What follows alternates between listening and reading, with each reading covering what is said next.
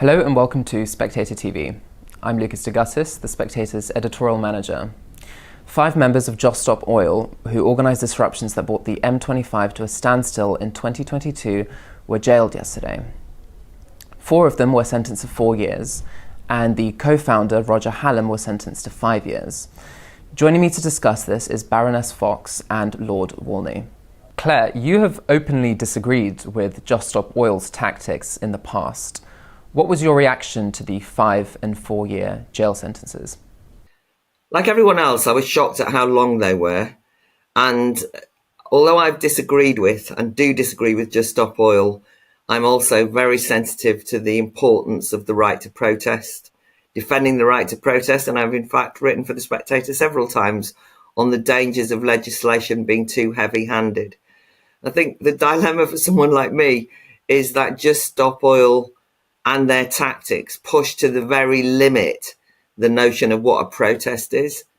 And even the notion of this being a non-violent protest. I think when you read the judge's summation, it's so comprehensive a conspiracy in terms of absolute disruption of their fellow citizens' lives, regardless of the cost, that everything doesn't matter because the climate's about to, go up in flames type of thing.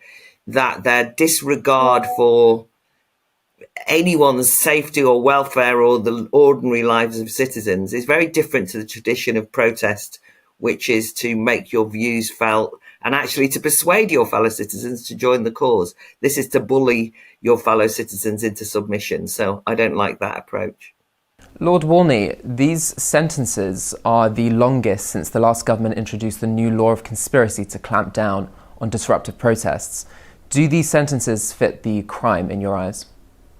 Well, I mean, like Claire, I'm surprised, but my surprise is largely a positive one, I have to say, because I think, yes, it is unusual, and I think probably it would clearly be very troubling if that were the standard in sentencing for people who break the law in this way. But I think you need to look at who it is that's gone down here. And Roger Hallam has long been the ringleader of the climate protest movement, who has advocated for many years this kind of illegal, extra-legal mode of trying to, as Claire says, coerce the public and lawmakers into doing what they want.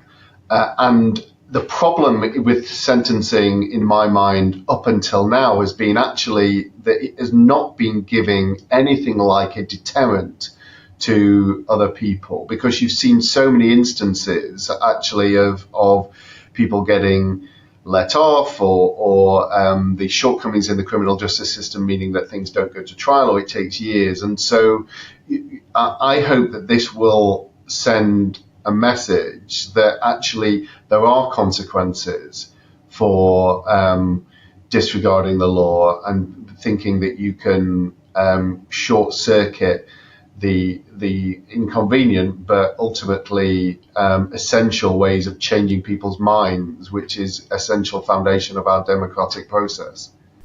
And Claire, what's your response to this? Do you not think, as part of our democracy, that these sentences are an attack on freedom of speech and freedom of expression? Well, that's why I'm saying it's a dilemma. I'm not somebody that's going to be kind of like lock them up and throw away the key. And I'm very anxious about attacks on free speech. But there's a broader context here, which is that there's been a feeling that, for example, sentencing and some of the previous prosecutions have been mired in politics, and that there's been sort of far too much sympathy given to people because of the nature of the cause. And the judge went to great pains to point out that it doesn't matter how virtuous or righteous the cause is. And I think that there's something about the contemporary protest that's, I mean, I've done a lot of protests over the years. And I think that I've always known when I was involved in those protests, sometimes that I knew were pushing the edges of the law, that there would be consequences. But there's a sort of sense of entitlement, which is people who think you can disregard the criminal law and actually use the court process itself as a kind of form of protest. If you see what went on in the court case in the build up to this sentencing, that then they kind of go, I can't believe that you're putting us in jail. Well, I think that if you're going to be, as it were, a martyr and a brave lawbreaker, you have to take the consequences of that. There isn't sort of any such thing as your cause is so good, we're going to let you off. And if you think of the controversies around two-tier policing, we are recording this the day after the riots in Leeds, in which there appeared to be the authorities and the police removing themselves from a very difficult situation, but that it was a lawless situation. And we have had lots of examples in terms of the pro-Gaza demonstrations in which there appears to be law breaking going on and the police not intervening. And that has led to a real loss of trust and loss of belief in the criminal justice system in the public. So in that sense, I think it's something of a surprise, as Lord Walney's pointed out, but also potentially it's important that people hold the line in terms of lawmaking. However, I do think we have to be careful that because things appear to be out of hand, that legislation and the law and the courts are not used to dampen down that very important democratic right to protest, sometimes lively and offensive protest that I completely disagree with, and defend the right of people to say the most obnoxious and awful things that I hate. And if they shout them on the streets, I want them silenced, but that's not the same as the law being used to silence them. So we just have to tread carefully and delicately. Just on the deterrence point, Lord Walney, I noticed that they said this won't be a deterrence, we carry on regardless. And then you think, well, you'll have to pay the consequences then. Well, Roger won't for a few years, but anyway, sorry, go on. Yeah, for a few years. But Roger Hallam kind of, I think, posted something like, first they come for the troublemakers, which was rather, and then they come for, etc., etc. And it's like, no, the saying is, first they come for the Jews. You know what I mean? And he might not have noticed that, but actually the reality is that that phrase is something that Roger Hallam rather made mockery of when he actually dismissed the real Holocaust as being trivial in comparison with the alleged Holocaust of the biodiversity that he was championing. And I know it sounds silly, but, you know, sometimes people do get themselves into a situation where they believe they are so important to political discourse that they can disregard genuine, frightening, for example, the rise of anti-Semitism, and put themselves in the centre of the picture. And in this instance, he's going to be rather sidelined. That last point is critically important, and it's why I think we do have to be firm about where the boundary of the law lies. And yes, of course, I agree with you in terms of being able to draw that boundary so it protects freedom of expression and the right to protest, but it does not excuse people who say that they believe so strongly in a cause that they have a justification, and in their mind often they get to a place where they think they've actually got a responsibility to break the law. Because actually, if you look at any extremist anywhere for whatever cause, they always think they are the good guys. They always think that they have a burning cause which is so important that it requires them to act in a particular way, and it has that in different contexts has driven violent extremism over the decades and over the centuries, and there is a clear potential for further radicalization of the climate movement. If you get into a position where you think that the democratic system is broken, the cause is so fundamental, millions of people are going to die. So, and then that puts on the table potentially, therefore, a limited violent act is not only justifiable, but is the right, responsible thing to do for humanity. And we can't allow ourselves to get into that space. So we've got to actually do more to show that the democratic route, that there is a route to change through that. That's one part of it. But also, we can't allow that argument to say, well, I feel really strongly, therefore I should be allowed to do what I want. I'm sorry to interrupt, but if you are enjoying this broadcast, I think you should subscribe to The Spectator. It is, after all, the greatest magazine in the world. At the moment, we have a very special offer on, which you can take advantage of. You can get 3 months of The Spectator for only £3. To take advantage of this extraordinary offer, visit spectator.co.uk/TV offer. Do it. The prosecutors focused on the large economic cost of Just Stop Oil's actions. But during the M25 mayhem, 2 lorries had crashed, a police officer suffered a concussion after he was knocked off his motorbike. The judge also mentioned a cancer patient missed an appointment. Despite that, most are referring to this as a peaceful protest. Claire, should the disruption have been classed as violent? If not, when do these disruptions become violent? What is the threshold? I think that's exactly the point, that there's a kind of underlying low level of violence. You know, it's both intimidation on the one hand, with a absolute disregard for consequences. And there are consequences. But by the way, one of the things that you could say is there are reasons why in the modern era the M25 is important and why we might need more roads, not less. I mean, this is a kind of political argument about priorities. But the reason why those roads exist, and this might sound silly, is because they aid and abet people carrying on normal business. And when you then see the details of that normal business, it is taking your special needs kids to school. It is about getting people in a rush to get to hospital. It is about just going about your life. And, you know, in the past, when we had less development, people were kind of stuck in their local village, for example, and they had to walk everywhere and they couldn't get around. And one of the reasons I'm enthusiastic about modern transport and cars and roads is because that's aided and abetted improving the lives of ordinary people so much. So when you then just say, oh, it doesn't matter, we're going to stop you doing that, it will have huge consequences, not just inconvenience, but people who work, for example, and the judge also cited this, they were late for work. They didn't just get paid and let off. They had to work those hours into the night then, right? You know, there are lives that people lead. And I think that Lord Walney's made a very important point before when he was making the point that, you know, protest is partly about persuasion. It's about saying to your fellow citizens, this cause is worth supporting. That requires an argument, which is why I'm so in favour of free speech.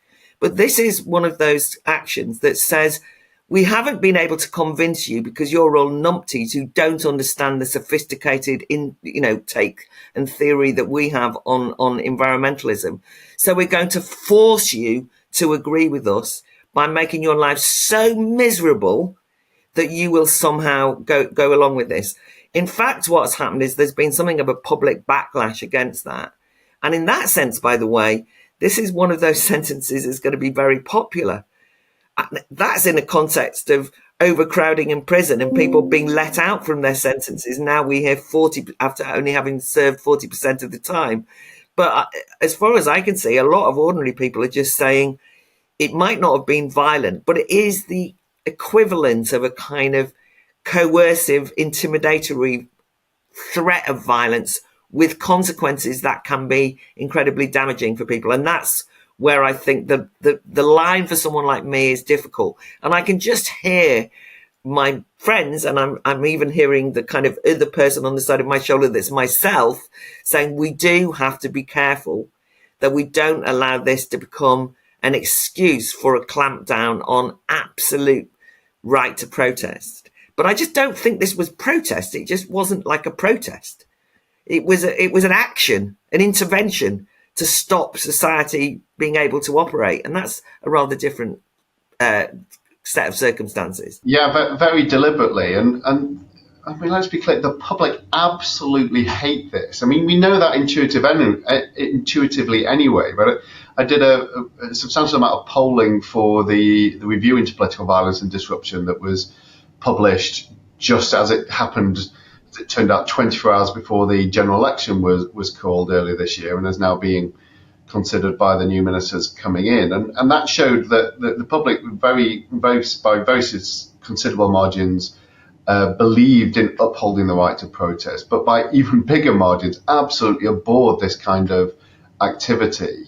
And it is, you're right, Claire, that it's not about getting a majority or a consensus. It is following a theory of change that the ringleaders of climate change movements have talked about. I think maybe even Roger Hallam. I'm trying to think of the quote, but that theory that actually, you don't have to get a majority. You just have to get a minority, a very small minority, who are prepared to basically hold the rest of society to ransom through this kind of highly disruptive activity, and then you can force genuine change. And that is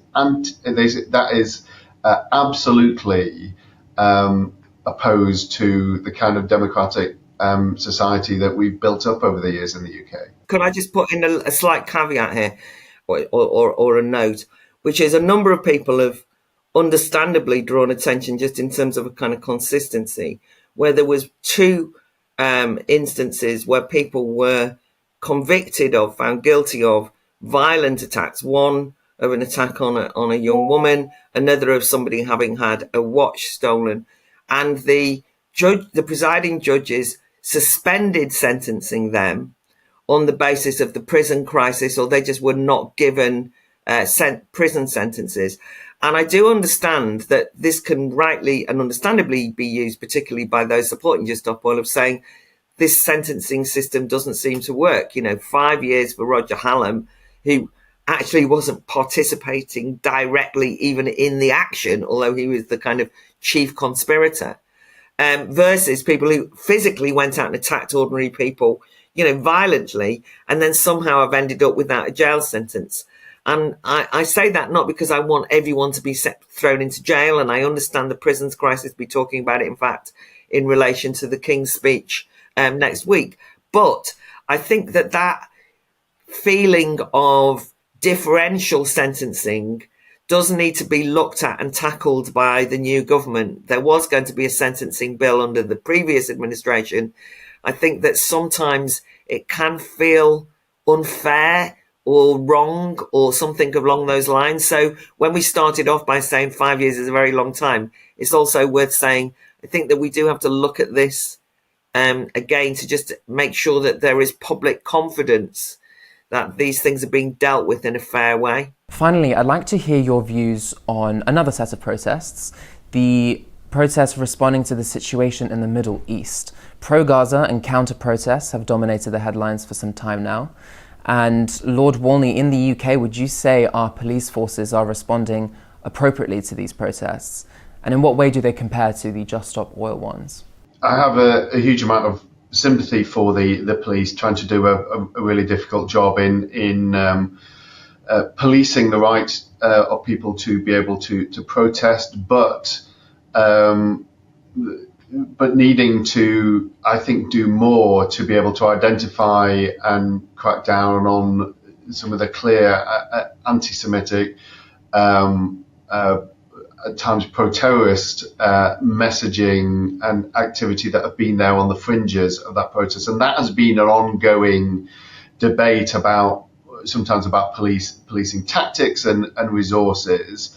I realise there is not an easy answer to this, but one of the things that I hope the new government will do soon is to give the police additional power to be able to get a level of flexibility over the frequency and the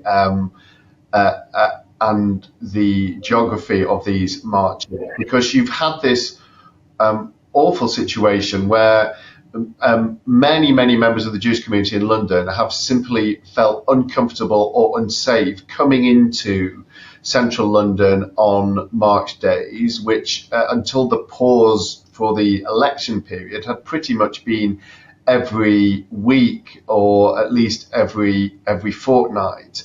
And I think looking at that situation, it would be a reasonable thing to say to the protest organisers, look, you've been in the right in the centre of the city for 3 times this month. You need to go somewhere else. You need to pick a different part of London, or you need to pick a different day than a Saturday. And the police are clear that, and they are right, that they do not have the ability to have that conversation with march organisers at the moment. And it's one of the clear ways, I think, which I think it's Section 13 of the Public Order Act could be amended to be able to set a better balance. Claire, do you agree? As far as I'm always very wary of giving the police more powers. I understand the dilemma that John Lord Walney just referred to, but one of the things that has been so galling and frustrating for people is that the police have got an enormous armoury of powers that they don't appear to have used in relation to these pro-Gaza demonstrations. And, so often the situation is that you've seen people, climbing up on buildings and waving, Hamas flags, never mind Palestinian flags.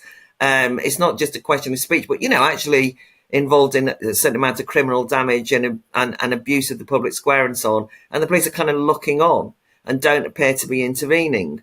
And I think that the point I'm making is that there's a kind of mysterious gap, it seems to me. It's not just the Jewish community that have really most personally felt that this is an acts of intimidation that are being ignored, but that anybody looking on at this can't understand what appears to be differential policing. And I would say this, wouldn't I? But there are, far too many instances of police forces mob-handed turning up at people's doors because they put up a pro-gender critical sticker on their door, and this has happened too frequently, or tweeted something which is considered to be transphobic or bigoted when in fact it was just pro-women's rights. And these aren't just Daily Mail exaggerated examples. There's loads and loads of files of this stuff where the police appear to be overactive in areas of minor speech crime, and then seemingly impotent when it comes to like some more challenging things like the pro-Gaza demonstration. And I'd just like to mention here what happened to the student who we all watched slashed a painting at Cambridge University of Lord Balfour, and it's kind of like disappeared. Nobody's ever mentioned that girl again, right? I mean, she's certainly not been arrested. We don't know who it is. And that appears, so, that's what I mean about this lack of trust. And one of the things that is very dangerous at the moment is if you've got a public who don't trust that the criminal justice system, both policing and the courts, are going to be neutral and not politicised, and are going to actually not show one side a bit of favour because they're quite sympathetic to them, which is one of the debates that came out during Black Lives Matters, of pictures of police officers taking the knee and so on. If people believe that they're soft on some issues and hard on other issues, whatever those issues are, then that means that they will become cynical about law and order. And how can you have law and order when the authorities don't have any authority? And the community is inevitably going to then feel that they themselves can take the law into their own hands. It's understandable as a reaction, which is to go back to what we were originally talking about, why this sentencing might be harsh, but will restore some faith for some people that at least something's being done. Lord Walney and Baroness Fox, thank you for joining Spectator TV.